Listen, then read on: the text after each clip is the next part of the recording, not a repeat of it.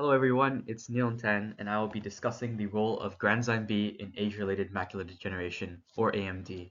More specifically, I'll explore how Granzyme B impairs wound healing in the retinal pigmented epithelium and promotes epithelial mesenchymal transition. So, before we can discuss dysregulated wound healing, it's important for us to get a quick primer on what wound healing really is. Epithelial mesenchymal transition, or EMT, is the process where epithelial cells lose their tight junctional proteins and gain motility, allowing them to reach the site of injury and aid with the wound closure. Once at the site of injury, epithelial cells often transdifferentiate into myofibroblasts, which are far better for wound closure due to their ability to contract wound edges and release stabilizing extracellular matrices. However, when this process is dysregulated, it can often lead to fibrosis and scarring due to excessive tissue deposition. So what are the key players in wound healing?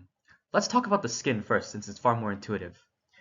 Research has shown that Granzyme B can impair skin wound healing. Transforming growth factor beta can facilitate skin wound healing. And Vita VTI-1002, a pharmacological inhibitor for Granzyme B, can restore normal wound healing. But what does this have to do with the retina and AMD? Well, the retina has its own epithelial layer, the retinal pigmented epithelium, which is very similar to skin cells. And the role of Granzyme B has actually been previously established in AMD. So in AMD, it's been shown that there are high levels of Granzyme B expressed within the retinal pigmented epithelium for animal models of subretinal fibrosis, as shown here, where we get this fibrotic scarring at the epithelial layer from dysregulated wound healing. It's often a late-stage component of AMD. So what's our knowledge gap here? Why are we doing this research? Well, while Granzyme B has been shown to be relevant to wound healing in AMD, we don't exactly know the pathway or the mechanism behind Granzyme B's involvement in the progression of AMD. Secondly, research in AMD has often been focused on angiogenesis or drusen, and there really has been a neglect when it comes to researching wound healing and fibrosis for the progression of AMD. And finally, because of this lack of research, we have a lack of therapeutic targets for treating AMD. So how are we tackling this knowledge gap? Well, our first research question is, how does chronic exogenous Granzyme B stimulation affect the wound healing rates of RPE cells? And from that, we derive the hypothesis of Granzyme B stimulation will delay wound healing rates compared to the control, as well as administration of VTI-1002 is sufficient to restore normal wound healing rates through inhibition of Granzyme B. These hypotheses are both very similar to what was already shown in the skin, but we want to know, does it apply to the retina as well?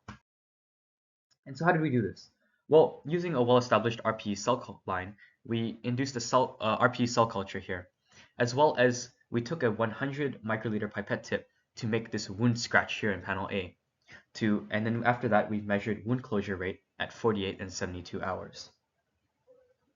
Compared to the control, TGF-beta improved wound healing, Granzyme B alone reduced wound healing, and Granzyme B plus VTI-1002 restored wound healing rates to the level of the control, as expected from our research on the skin. When Granzyme B and TGF-beta were administered concurrently, we observed the lowest level of wound closure, which was quite interesting as we didn't expect to receive this finding, but it may have to do with Granzyme B interfering with the regulatory pathways of TGF-beta. In summary, Granzyme B inhibits wound closure, while VTI-1002 rescues the process. So from that, we saw the effects of chronic Granzyme B on wound closure. But what about the acute exposure? So we asked, does acute Granzyme B stimulation on RPE cells lead to long-lasting wound healing impairments? And from that, we hypothesized that acute, defined as 6 hours here, Granzyme B stimulation is sufficient to delay wound healing rates after the stimulation ends.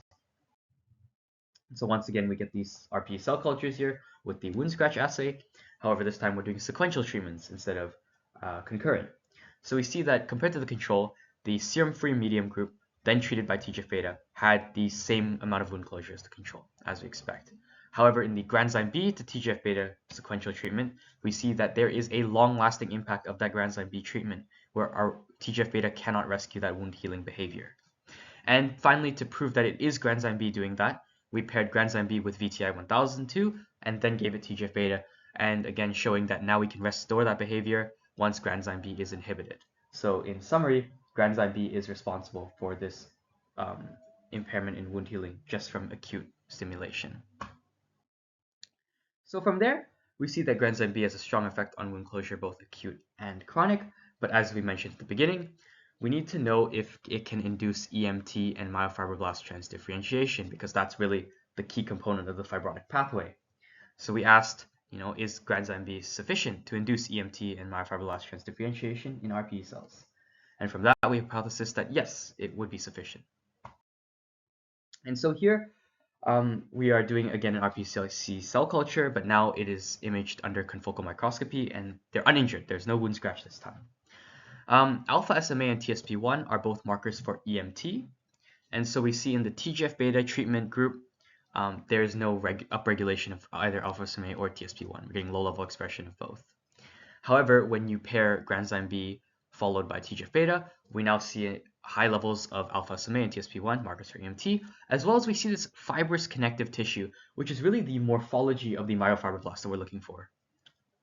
And you can contrast that with just the Granzyme B alone in panel B here, where we see the upregulation of EMT markers, but we don't see that fibrous connective tissue we're seeing when we have both Granzyme B and TGF-beta, which really suggests that Granzyme B is sufficient to induce EMT, but not sufficient to induce myofibroblast transdifferentiation, and it needs that TGF-beta. So in conclusion, we see that Granzyme B does impair wound healing and promote EMT in RPE cells, leading to fibrosis in AMD. Specifically, we saw chronic Granzyme B delays wound healing, while VTI-1002 restores that. We saw acute Granzyme B exposure has long-lasting effects that TGF-beta can't restore, and we see that Granzyme B alone induces EMT, but does not induce myofibroblast transdifferentiation. So overall, Granzyme B has a significant role in the pathology of AMD. So what's next? Well, we want to conduct a bulk RNA sequence to kind of analyze the genetic effects of Granzyme B on the TGF-beta signaling pathway. And also, we want to validate our findings here by doing some in vivo studies with the application of VTI-1002 in animal models of AMD to see if it reduces fibrotic lesions. Thank you.